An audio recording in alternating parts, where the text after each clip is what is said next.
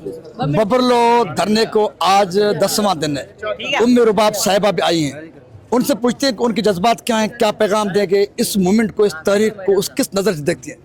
यकीनन ये एक कामयाब तहरीक है और बगैर लीडरशिप के मैं देख रही हूँ कि सिंध की आवाम में जो जज्बा है काबिल तहसीन है। और मैं तकरीबन पूरी सिंध का शऊर जानता है कि कुछ दिनों से फूड पॉइजनिंग की वजह से मेरी तबीयत काफ़ी नासाज रही, जिसकी वजह से मैं धरने में ना आ सकी थी।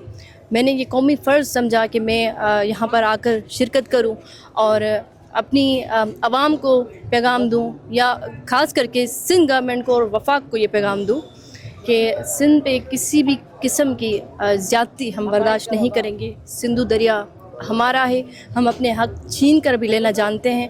सिंध के शऊर के साथ खड़ी हूँ, उनके मौक़िफ़ को सपोर्ट करती हूँ और मैं वाज़ेह पैगाम देती हूँ कि हमारे हुक्मरान डरें उस दिन से कि जब सिंध की आवाम इनकी जो हालत है वो शेख हसीना वाजिद जैसी करेगी, उनको तख्त व ताज छोड़कर भागना पड़ेगा। क्योंकि मैं देख रही हूँ सिंध के अंदर जो बगावत है वो कई दहाइयों तक जो जदोजहद रही है, मैं समझती हूँ कि जो सिंध हमने तस्वुर की थी वो सिंध आज मुझे नज़र आ रही है। सिंध में एक किस्म का इनकलाब आ चुका है और सिंध जो है वो खड़ी है अपने हकूक़ के लिए और इंशाल्लाह हम सिंध के साथ खड़े। उम्मे रबाब साहिबा, आपने जिस तरह कहा कि आप अपने हिस्ट्री में, माजी में, हाल ही में सिंध को जिस तरह से आप मुतहद देख रही हैं कि उर्दू, सिंधी, मुहाजिर, सिंधी, मुस्लिम, हिंदू, सिख, मतलब मज़हब, मसलक, ज़ात पात के बग़ैर सिंधु दरिया को बचाने के लिए मुत्तफ़िक़ है। दूसरी जानिब गुज़िश्ता रात से सिंध के हुक्मरान वो शेलिंग, फायरिंग, हिरास, तशद्दुद, आप क्या समझते हैं अगर इन्होंने ये हरकत की, नहीं रुके, फिर इन पर अवाम का गज़ब किस किस्म का होगा? भाई इनको इजाज़त है, ये हमें धमकियां दे रहे हैं कि हम फायरिंग करेंगे, हम FIR काटेंगे। अब आ जाओ, फायरिंग करो, हम खड़े हैं। हम यहाँ पे सिंध पे कुर्बान होने के लिए खड़े हैं। सिंध का जो शऊर है ना वो कभी भी डरने वाला नहीं है। आपको हमारी आंखों में जो है डर नहीं दिखेगा, क्योंकि हम ये जो काफ़िला है ना, बेसिकली मैं इसको इस तरह देख रही हूँ कि ये हुसैनी काफ़िला है। इमाम हुसैन अलैहिस्सलाम ने सर तो कटा दिया, पर आपने देखा होगा कि वो सर झुका नहीं, नौके नेज़ा पे भी वो सर बुलंद रहा।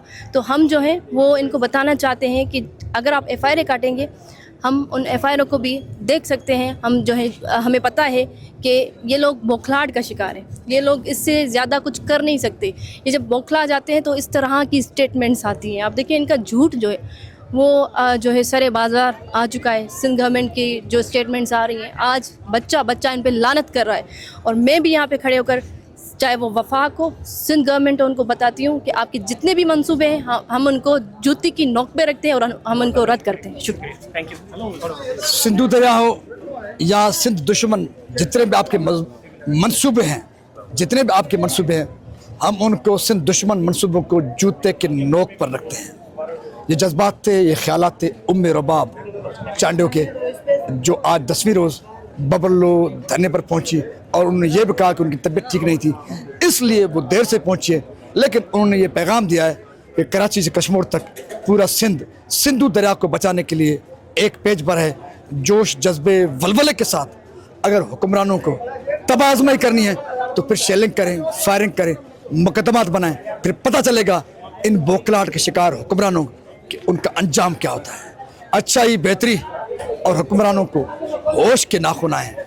इस उम्मीद के साथ अपने मेज़बान सुल्तानियत को बबरलो बाईपास सक्कर से दीजिए इजाज़त। सिंध सलामत, साथ सलामत, पाकिस्तान जिंदाबाद, सिंधु दरिया ता क़यामत पाइंदाबाद।